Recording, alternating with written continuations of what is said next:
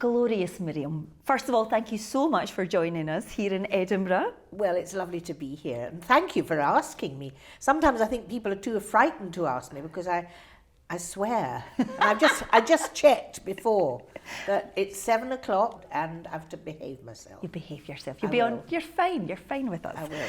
And this is your first time doing an Edinburgh show in what, about 12 years? Yes, actually, it is. You know, everybody feels kind of excited and terrified. You've been doing it for so long, I think people would probably think you don't get those nerves anymore. Well, people are stupid. You know, I'm 83. I can't quite believe that I'm this old, but I've got Dickens to help me. Well, you have got Dickens. So you bring that to life on stage, and then we also have the Q&A as well. Do you love that moment when people can put their questions? I actually do. For me, being open to an audience and gathering them, embracing them, is such a thrill. Yeah. I can be truly myself.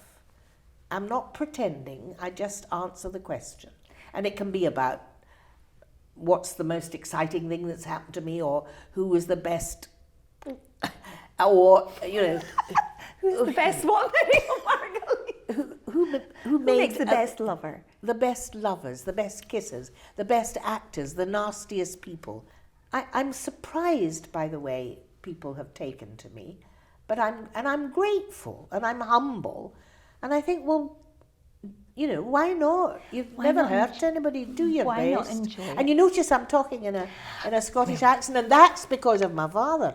He was a Glaswegian. He came from the Gorbals, Allison Street, and he was a doctor, and he was 96 when he died. My goodness. Aye. So wow. I hope, cross fingers, do you hear me up there, that I might last out a bit longer. Well, Miriam, I blooming hope so, because there's been a lot of stories in the paper recently. I know! I think you said something like, oh, I think I've only got 5 or 6 years left. But that's sensible, because if you're 83, you can't expect to live much longer. I know, but they all jumped on that as if you were, as if they were longing for me to pop my clogs. I'm still here, and I'm still working and doing it.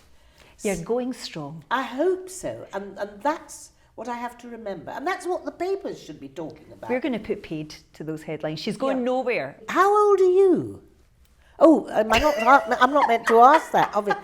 I'll tell you off camera. Okay. Got to keep some. Have you got secret. children? Miriam, I have a little girl, and I know you like stories about life. She was born via surrogate. Because I have cancer, I'm fine. So she's biologically my child, but my sister-in-law carried her for us. That makes me cry. Oh, don't cry.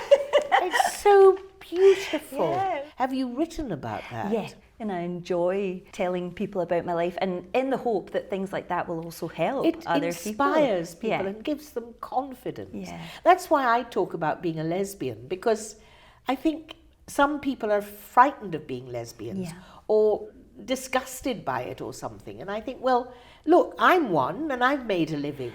Miriam, you are the poster girl for lesbians and relationships. How long have you been with your partner for?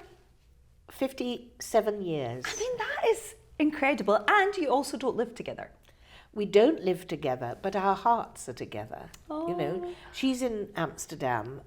I'm in London usually. We meet often and we love each other. Yeah. You love performing and you've done some incredible things. Do people come up to you in the street and get excited by things like Harry Potter? Because it's such a big thing to Harry be a part Potter. of. Harry Potter. Harry Potter. Yeah. Murphy, Harry Potter. They do. I mean, it's sweet because I'm part of their childhood, I think. Yeah. Tell me about doing this Vogue shoot and being a model for the day. That was honestly the most surprising thing that's ever happened to me. It looked incredible.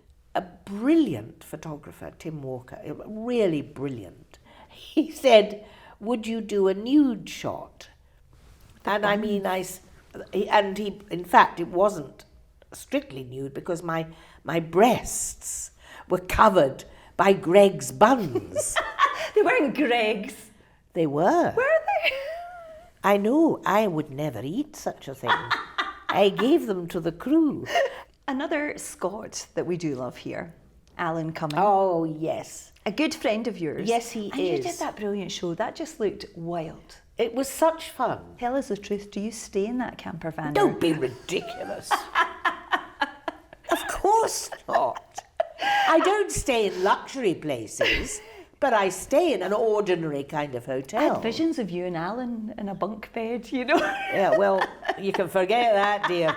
Pull that out of your head. Did you have a favourite place when you were touring Scotland? No, everywhere's lovely. I mean, there isn't a favourite. Every place I go to in Scotland, I get something special.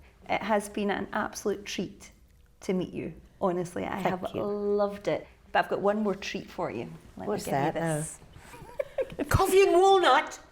Here we go. It Oh says, my goodness. What the Dickens, Marvellous Miriam. I've no idea what it tastes like, but it's a coffee and walnut cake. Did you make it? I made it last night. I was up till midnight. You darling. I hope it's okay. Oh, It smells good. it does. Yeah. So there you I'm go. not sharing that with anybody. That's just That's for you. mine.